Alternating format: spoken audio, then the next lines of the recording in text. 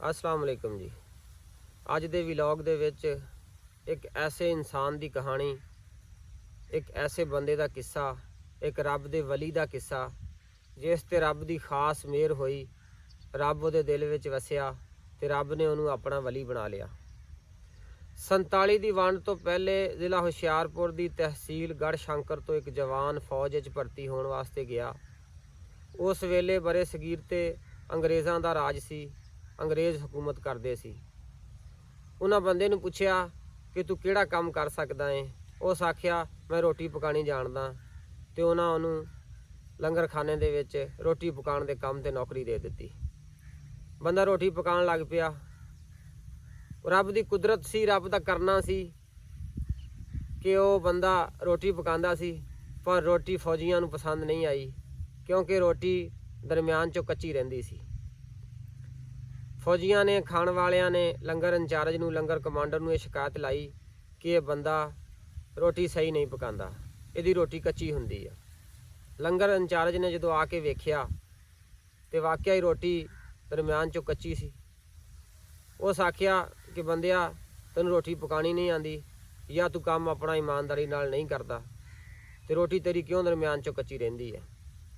जवान ने कहा जनाब मैं अपनी नौकरी, अपनी ड्यूटी पूरी ईमानदारी नाल करदा, मैं अपना काम पूरे ईमानदारी नाल करदा, मैं रोटी नूं पूरा सेक लवाना, मैनूं आप समझ नहीं आती कि रोटी दरम्यान चों क्यों कच्ची रहिंदी है। रोटी आले दुआलियों सारी पक्की हुंदी है, लेकिन दरम्यान चों रोटी, विचकारों रोटी क्यों कच्ची रहिंदी है। इस तरह सिलसिला चलदा रहा।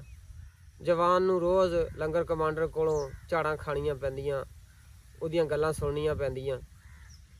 एक दिन उस रोटी पकाई, पहली रोटी पकाई, रोटी उस तरह कच्ची, दूसरी पकाई, रोटी फिर कच्ची। रोटी उस टाइम लोहे के तवियां ते नहीं सी पकाई जाती, बल्कि वो तवियां की तरह पत्थर दीयां सिलां हुंदियां सी, उन्हां ते रोटी पकदी हुंदी सी। उस गुस्से नाल वो सिल चक्की ते जोर नाल जमीन ते मारी, उहदे दो टोटे हो गए। रब की कुदरत की वेखदा आ, जिद्दां ही वो सिल टुट के जमीन ते डिगदी, उहदे दो टुकड़े हुंदे आ, दो टोटे हुंदे आ, ते की वेखदा कि उहदे विच जिस जगह ते रोटी नूं सेक नहीं सी लगदा, एक छोटा जिहा कीड़ा बैठा जिंदा ते सलामत, ते उहदे मूँह दे विच हरा घाह दा एक तीला। रब दी कुदरत वेख के वह बंदा उस तरह ही जमीन ते बह गया। सोचदा पिया आ कि इस कीड़े नूं पत्थर च जाण नूं राह कित्थों मिलिया। चलो जे वह किसी तरीके नाल पत्थर दे विच चला भी गया तो घाह दा तीला उहदे मूँह च कित्थों आ गया। फिर गल दिमाग च आई, दिल च रब वसिया, तो पता लगा कि रब की कुदरत आ, ये रब का काम आ सारा। उत्थे ही बैठा रहा, ये गल सोचदा रहा, जिस तरह इंसान नूं एक सकता हो जाता, हिलदा जुलदा भी नहीं सी। वेला गुजरदा गया, रोटी का टाइम होया, जदों आके फौजियां वेख्या खाना तैयार नहीं सी, रोटी तैयार नहीं हुई। उन्हां लंगर इंचार्ज नूं दस्सिया कि जनाब इस बंदे ते अज रोटी नहीं पकाई। लंगर कमांडर गया, उन्हें पूछा भी जवान तू रोटी क्यों नहीं पकाई। वो नहीं बोलिया। उन्हें फिर जोर नाल आवाज़ दी, जवाना रोटी क्यों नहीं पकाई। जवान फिर बोलिया, उन्हें कहा जा मैं तेरी रोटी नहीं पकानी। लंगर इंचार्ज, लंगर कमांडर अंग्रेज़ समझदार बंदा सी।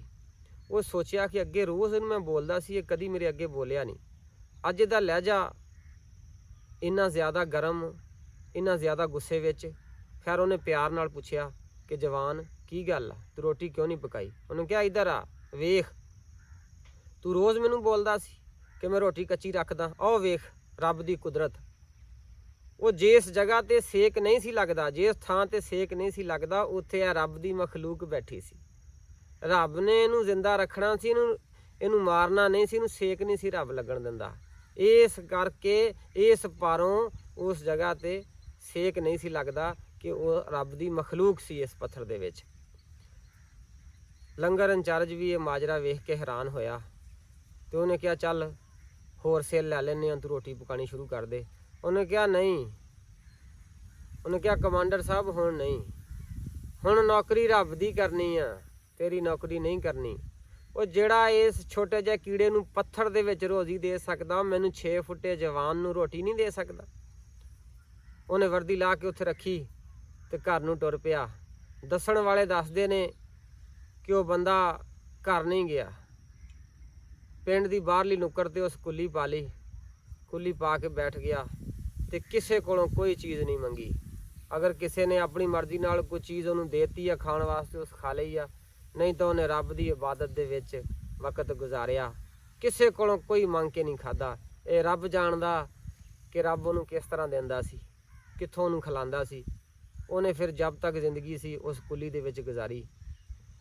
ਤੇ ਬੇਲੀਓ, ਜਦੋਂ ਵੀ ਰੱਬ ਕਿਸੇ ਦੇ ਦਿਲ ਵਿੱਚ ਵਸਦਾ ਏ ਤੇ ਇਸੇ ਤਰ੍ਹਾਂ ਹੀ ਕੋਈ ਬਹਾਨਾ ਬਣਾ ਕੇ ਬੰਦੇ ਦੇ ਅੰਦਰ ਵੜ ਜਾਂਦਾ ਏ।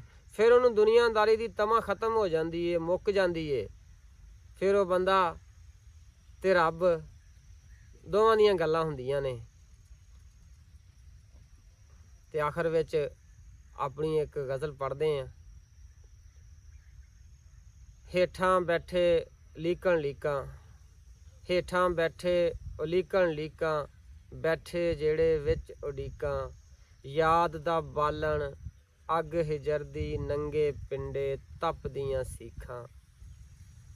ਸੁਖੀਆ ਤੈਨੂੰ ਸੁੱਖ ਮੁਬਾਰਕ, ਦੁਖੀਏ ਰੋਵਣ ਮਾਰਨ ਚੀਕਾਂ, ਦਿਲ ਵਿੱਚ ਰੱਬ ਨੂੰ ਕੋਈਓ ਲੱਭੇ, ਬਹੁਤੇ ਲੱਭਣ ਵਿੱਚ ਮਸੀਤਾਂ, ਬਹੁਤੇ ਲੱਭਣ ਵਿੱਚ ਮਸੀਤਾਂ, ਦੋਹਾਂ ਪਾਸੇ ਉਹਨੂੰ ਵੇਖਾਂ, ਅੱਖੀਆਂ ਖੋਲਾਂ ਅੱਖੀਆਂ ਮੀਟਾਂ, ਅੱਖੀਆਂ ਖੋਲਾਂ ਅੱਖੀਆਂ ਮੀਟਾਂ।